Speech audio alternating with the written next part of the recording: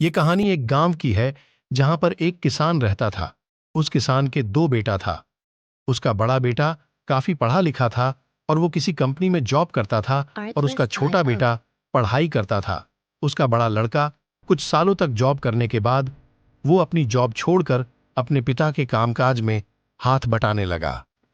कुछ दिनों के बाद उसका छोटा लड़का अपने पिता से बोलता है, पापा हम पटना में आईपीएस की तैयारी करेंगे। तब उसके पापा उसको समझाते हुए बोला, बेटा भारत में लगभग 140 करोड़ लोगों है, जिसमें से लगभग 20 से 30 करोड़ युवा पढ़ाई करते हैं। उसमें से लगभग 50 लाख युवा आईपीएस की तैयारी करते हैं और सरकार यूपीएस की नियुक्ति एक साल में मात्र 100 से 110 करती है और इसका फॉर्म लगभग 20 या 25 लाख युवा भरते हैं। तो ऐसे में हम लोगों जैसे आदमी से सरकार आईपीएस के नाम पर टीचर कोचिंग इंस्टीट्यूट सब पैसा कमाते हैं और तुम बताओ 100 से 110 लोगों को नौकरी होगी।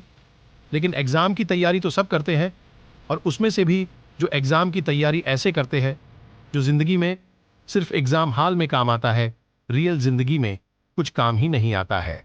और वो भी एग्जाम निकलने का चांस मात्र 0.001% रहता है हम लोग जैसा आदमी के लिए। लेकिन तुम यदि अपनी ध्यान अपना मेहनत किसी छोटा से ही बिजनेस में लगाते हो तो तुमको उस बिजनेस का चलने का चांस 50% रहता है, जो तुम्हारी जिंदगी को बदल सकता है और आईपीएस से कई गुना ज्यादा पावरफुल रहता है। क्योंकि बिजनेसमैन के पीछे बड़े बड़े नेता, नेता के पीछे बड़े बड़े आईपीएस और आईपीएस के पीछे बहुत से सरकारी नौकरी वाला काम करता है। तो तुम सोच लो तुम क्या कर सकते हो। आईपीएस की तैयारी या अपना कोई सा बिजनेस तुम पर डिपेंड करता है।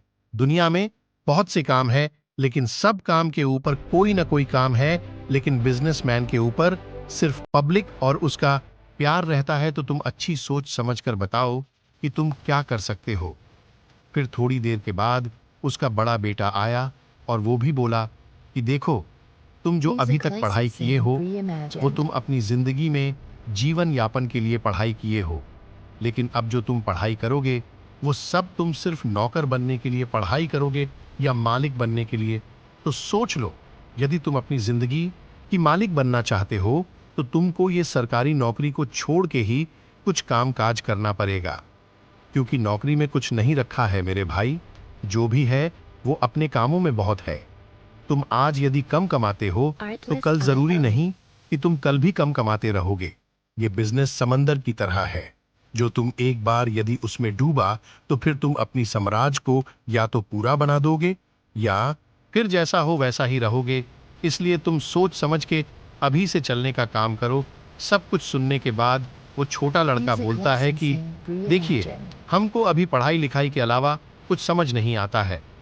आप लोग जो भी हमको बताएगा हम तो उसी को अमल करके ही आगे कुछ करेंगे। क्योंकि यदि हम एक बार यदि किसी रास्ते पर चल दिए तो फिर वापस आके दूसरा रास्ता पर चलने में काफी समय लग जाता है, फिर हमको बाद में पछताना पड़ेगा। इसलिए आप लोग जो भी बोल रहे होंगे वो अपनी अनुभव से और जानकारी से ही बता रहे होंगे। इसी तरह से उसका छोटा लड़का सब सोच समझ के बिजनेस का रास्ता चुनता है। पार्ट 2 देखने के लिए लाइक और सब्सक्राइब कर दीजिए।